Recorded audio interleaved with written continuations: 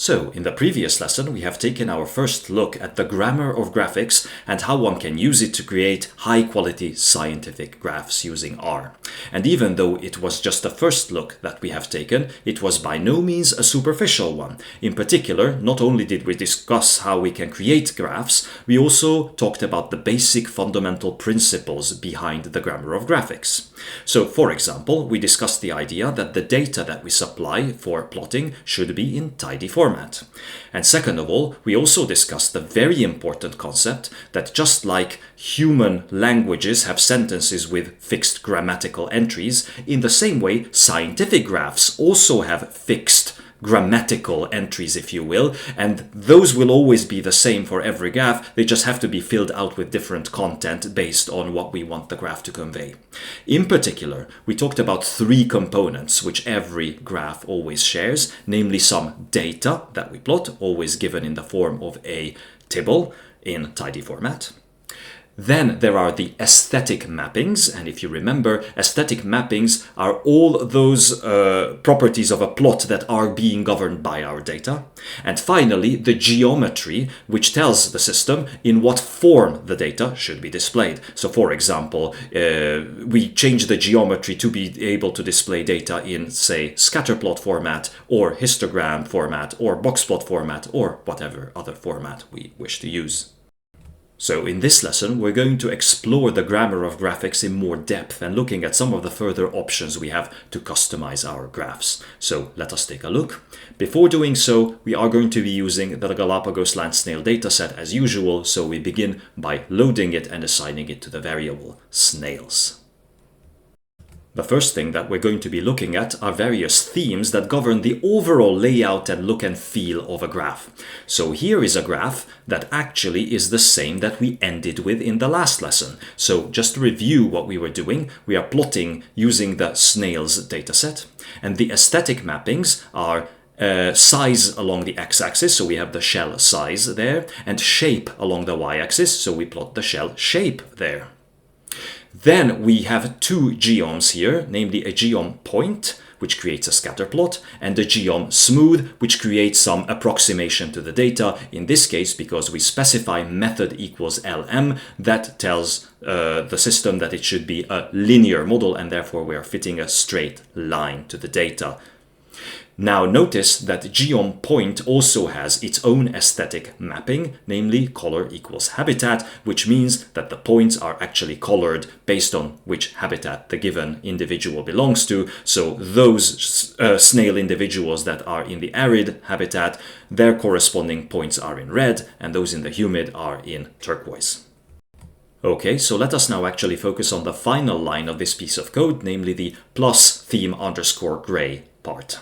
So the theme underscore gray is a function that sets the overall look of a graph, and as it happens, that is also the default theme in ggplot, which means that we could have omitted it and would have gotten the exact same plot. So I'm just showing it for the sake of contrast for other themes that we might be able to use, but before doing so, I'm just noting that what this actually does is that it fills out the background of the graph with this light gray color, and it uses these white panel grids to guide us so that we can see a bit more easily where each of the points fall along each of the coordinates. But we can override this theme. For example, there is a built-in theme called theme underscore BW, short for black and white. No, that does not mean that the graph as a whole will be black and white or monochrome. As you can see, the points are still nicely colored. It just means that the gray background is taken off. Instead, the background is purely white and the frame of the graph is black. And you can see those light panel grid lines are still there in light gray in the middle. In case we are looking for a more bare-bones theme, there is one called Theme Classic. And notice that Theme Classic really creates a very simple graph. It doesn't have any of the panel grids at all, and it doesn't even close the graph inside a box. It merely has the x and the y axes. So actually, the ggplot2 package has many other themes as well. Moreover, if you want even more themes, there is a whole package called ggthemes that you should feel free to download and then load with library ggthemes. And that has many more themes that you can always take a look at, so you can pick and choose whatever you like and whichever you want to actually be using in your own work.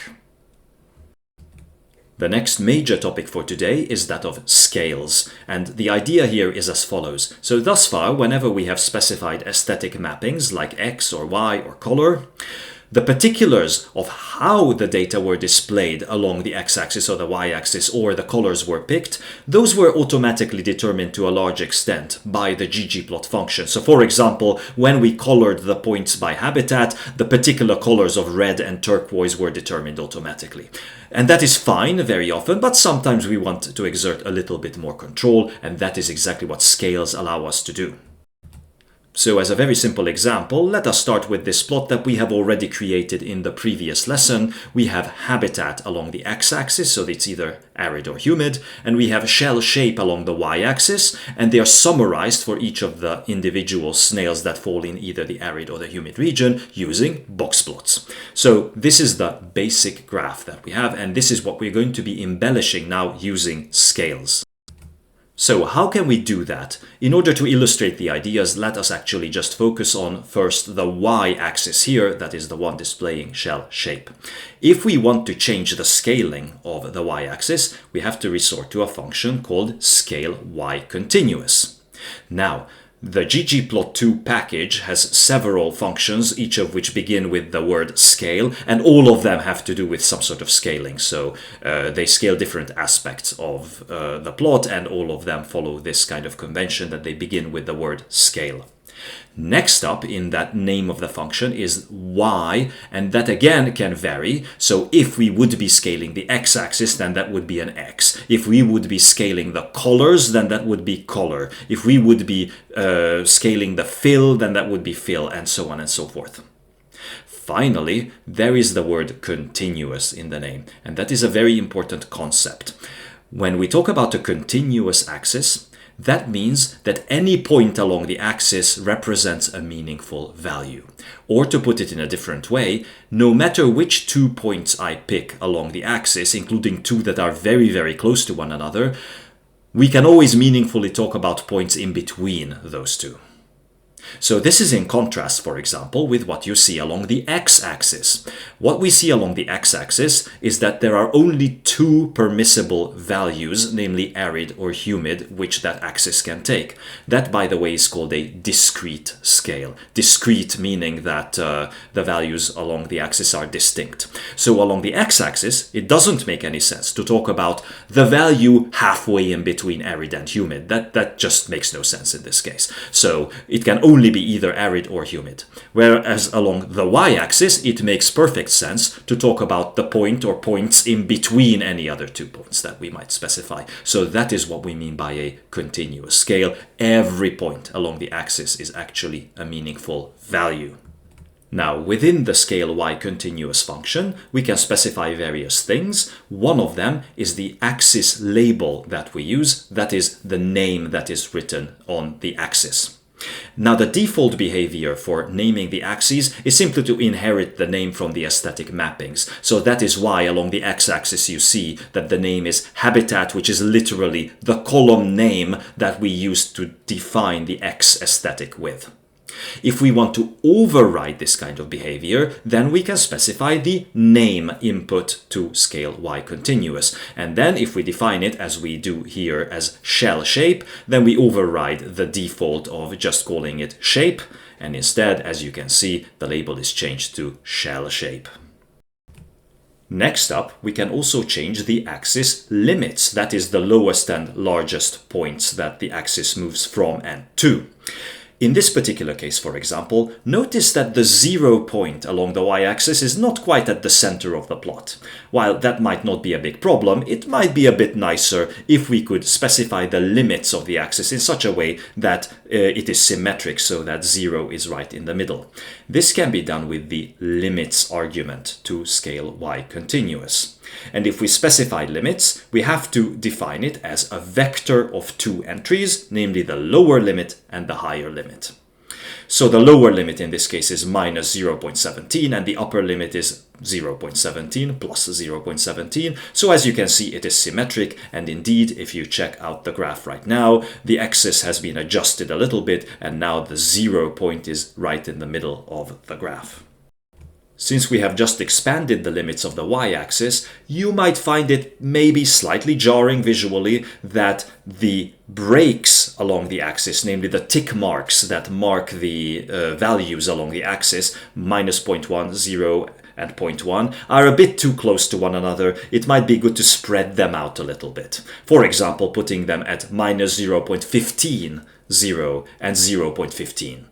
How can we do that? Well, we can do that with the breaks argument to scale y continuous, and breaks takes a vector as an input, namely the vector of values at which we should put in the tick marks. So in this case, they will be minus 0.15, 0, and 0.15, and notice that now those breakpoints are spread out a bit more than they were before. We even have the ability to control the text that gets displayed at these breakpoints. So for example, again, it might look a little strange to write 0.00 in the middle of the y-axis. Why not just write out the number 0? How can we achieve that? Well, there is another input to scale y continuous that is called labels. And labels is given as a vector that is exactly as long as the breaks, because each of the entries in labels corresponds to one entry in breaks, and what it does is override what gets displayed at that given point. And as you can see, in the first entry, we just want to display minus 0.15 unchanged like it used to be. That is why we write it down in labels as the first entry in a character string. And then in the second entry to labels, instead of having 0.00, we write down just a single 0, again as a character string, so that is what is going to be displayed at that tick mark. And finally, again at 0.15, we do not actually want to change what gets displayed, therefore we just write down in quotes 0.15, and that is what gets displayed at the end. And you can see that now we fixed the problem on the right hand side. The 0 point along the y-axis is just a 0 instead of being 0.00.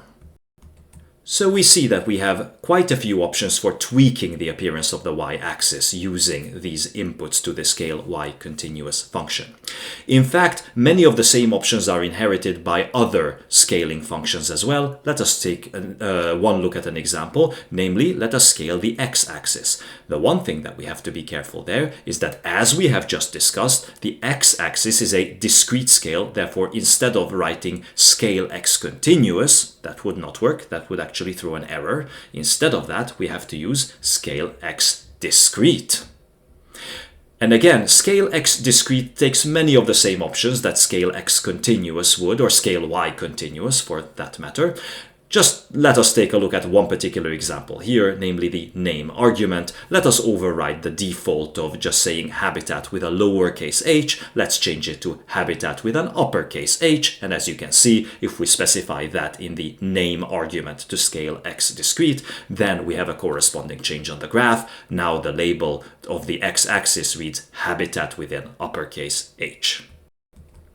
So this concludes a quick overview of some scaling functions. The thing to note here is that there are many others available, because essentially any aspect of a plot that can be described by aesthetic mappings can be scaled. And that includes color, that includes fill, that even includes alpha, if you remember from the last lesson, the alpha parameter that controls transparency, and that can be assigned as an aesthetic mapping, and in that case it can be controlled by a scale alpha discrete or a scale alpha continuous kind of scaling function as well. So all of these options are actually available.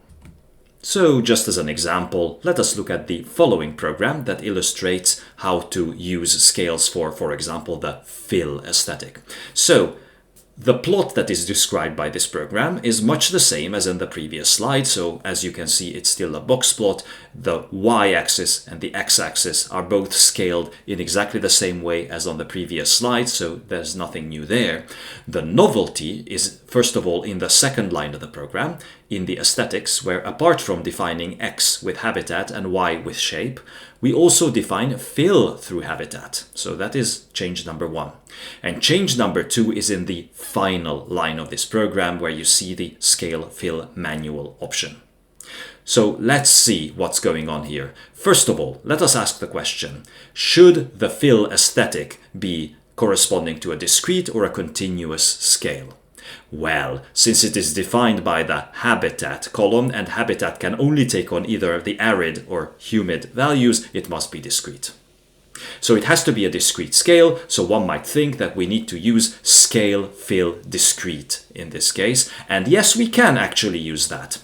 It's just that scale fill discrete doesn't allow us to specify the particular colors that we want to fill with.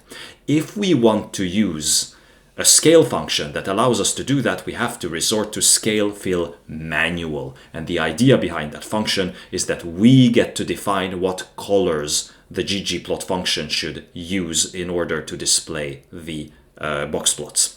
So you see that there is an argument to scale fill manual. It is called values, and it is a vector of 2 entries. It is 2 entries because one of them corresponds to the arid region and the other to the humid region. So we set the arid region to be of a fill color of gold 3 and the humid region to steel blue. The hope would be that the more golden color would express a little bit of aridity and the blue color a little more of humidity. This is what the graph actually looks like in the end. So you can see that indeed the fill color for the arid zone is this more arid gold kind of dry color, whereas the humid regions are colored in the blue color.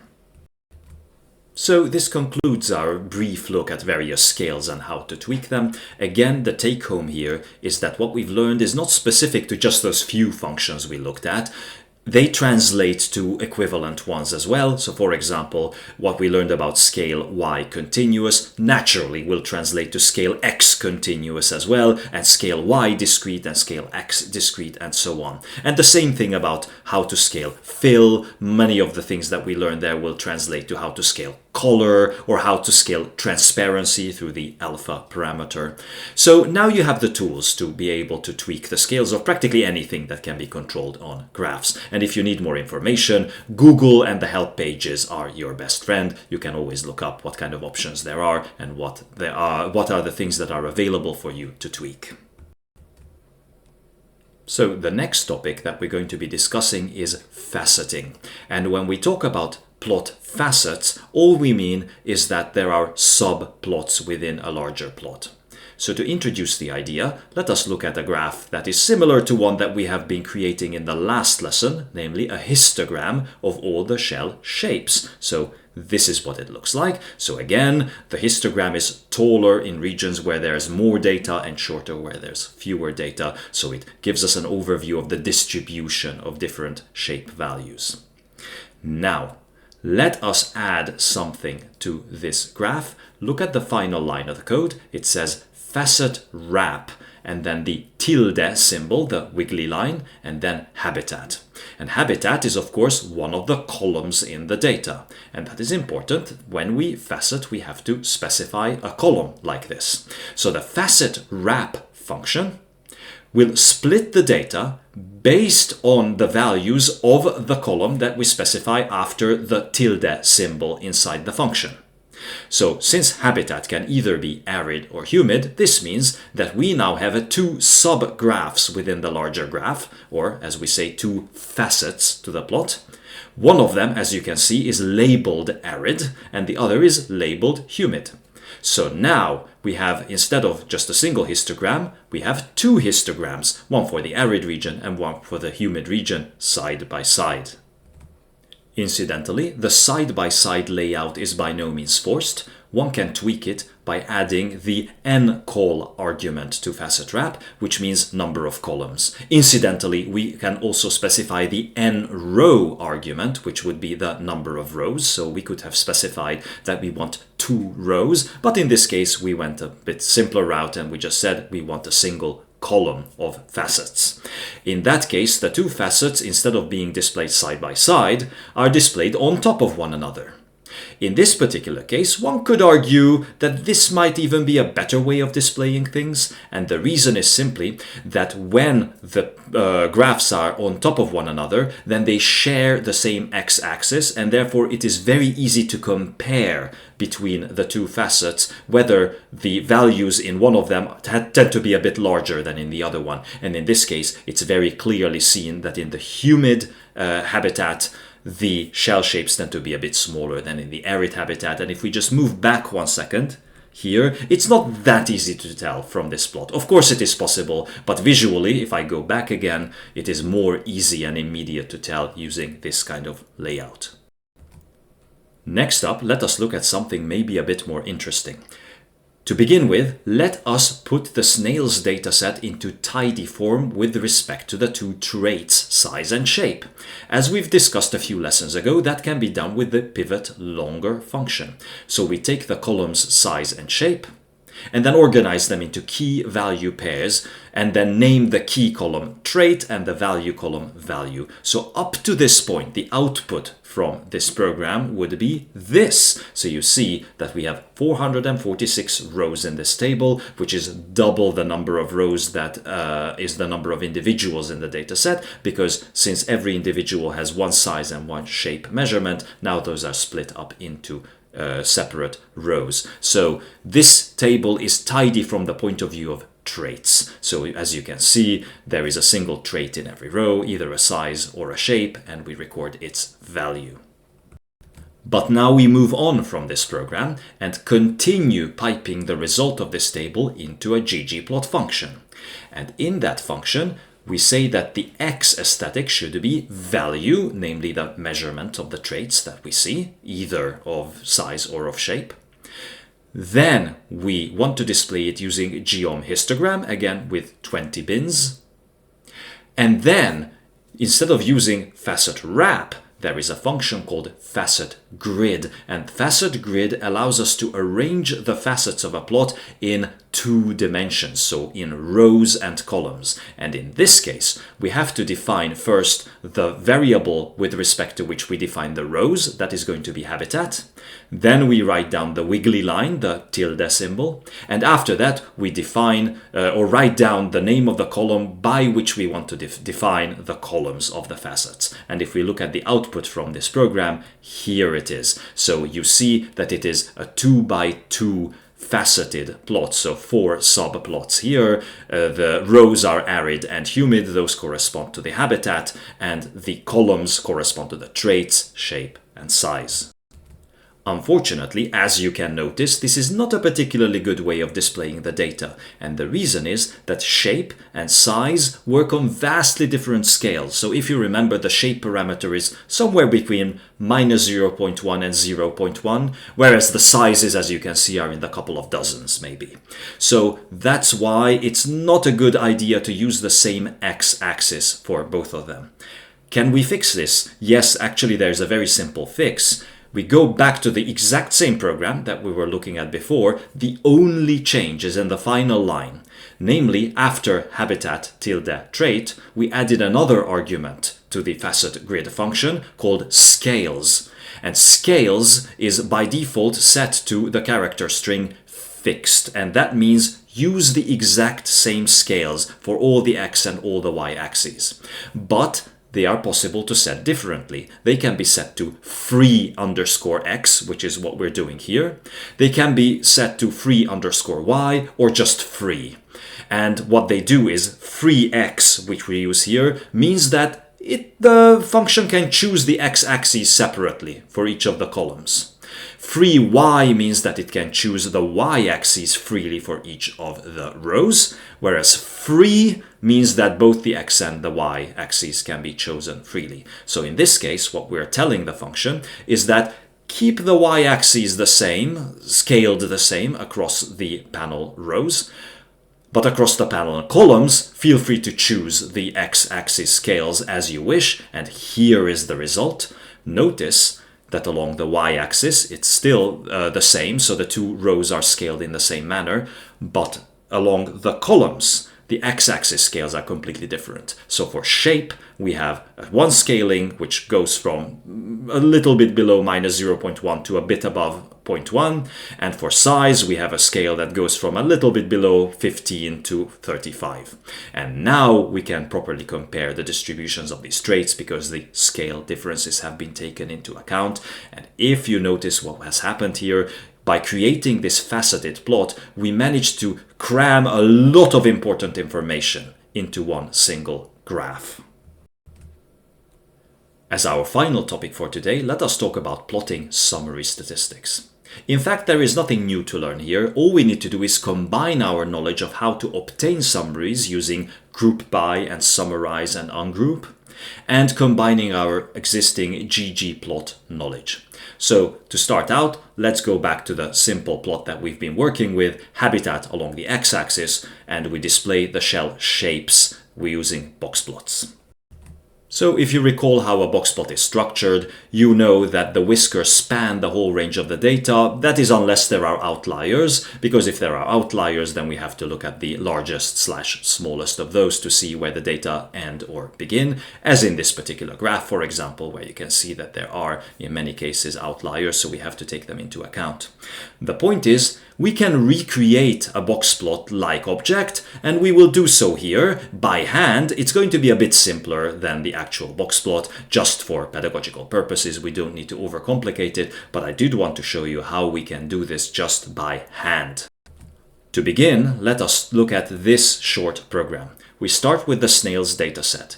We then group it by habitat, so arid and humid regions, and then we compute 3 summary statistics. The median of the shapes in each of the habitats, and again recall what the median is. The median is the point such that exactly half the data points are lower than that and exactly half are larger than that. So that is what we are computing here for each of the habitats. And then similarly, we are computing the minimum of the shapes in each of the habitats and the maximum of the shapes in each of the habitats. And finally, once we are done with the computations, as always, we have to ungroup our data. So up to this point, the output from the program looks like this. So it's a very simple table with just 2 rows corresponding to the arid and humid habitats and 4 columns. The first column is habitat itself, and then the 3 summary columns that we have just created inside the summarize function, the median shape, the minimum shape, and the maximum shape. And you see that now these are arranged in a neat tabular format. What we can do at this point is to pipe this into a ggplot function. So let's see what we are actually doing here. There are 4 aesthetic mappings. X, which is defined by habitat, Y, which is defined by median shape, and then there are 2 more that we haven't seen before, and I'm going to go into why we're using that in just a moment. They are called Y-min and Y-max, and they are defined by the minimum shape and the maximum shape. Then we have geom point, which is our good old friend, and that will be applied to the median shape. So because X is habitat, Y is median shape, geom point takes those 2 aesthetics as usual and will display the median shape for both habitats. And then we have a novelty on the final line, geom error bar. This is the geometry that takes the 2 inputs Y-min and Y-max. And what it does is it sort of draws an error bar in between those points. Let's see what this looks like in practice. Here is the output from the graph. So the points correspond to the medians in this case, whereas these error bars then reach from the minimum point in the data to the maximum point in the data, both in the arid and in the humid regions. So we can think of this as a simplified sort of poor man's version of a box plot. It has pretty much the same information in that it has the median and it has the minimum and the maximum values in the data, but we do not handle outliers and we do not draw the box to encompass the middle 50% of the data, but otherwise it is exactly the same idea.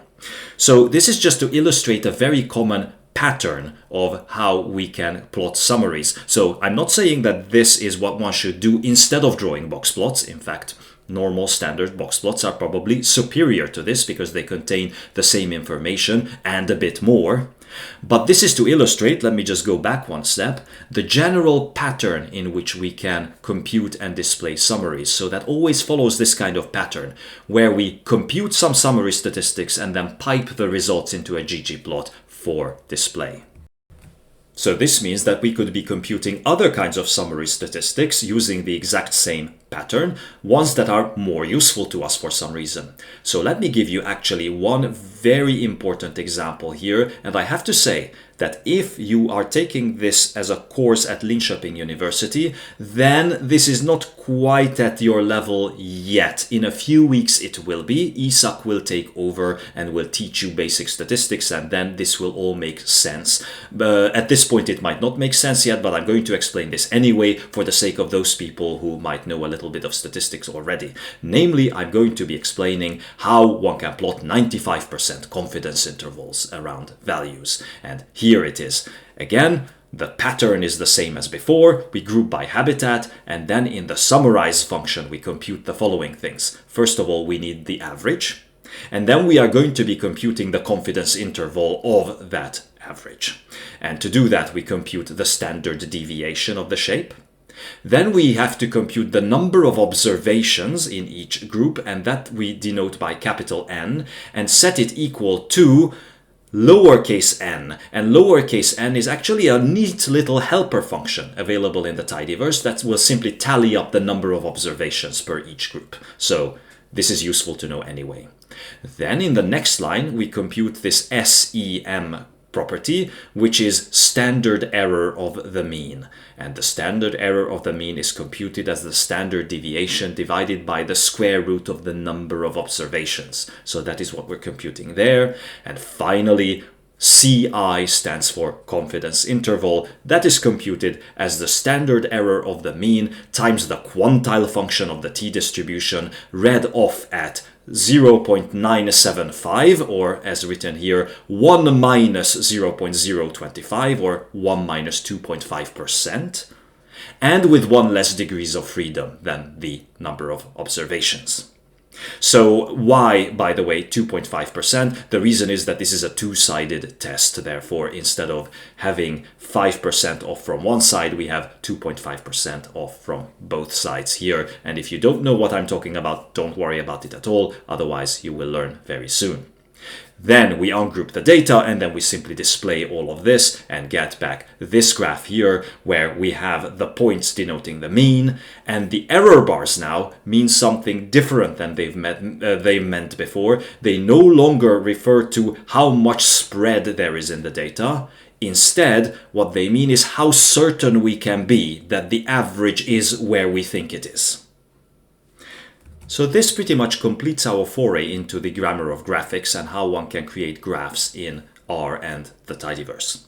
There's one more topic that I'm going to be mentioning in a final video, namely that of factor variables. Factors are a type of variable that solve important problems that are relevant in many places, but especially they like to come up in plotting. And I will show you how one can use factors to make nicer plots. So thank you again for your attention today, and I will see you next time to talk about factor variables.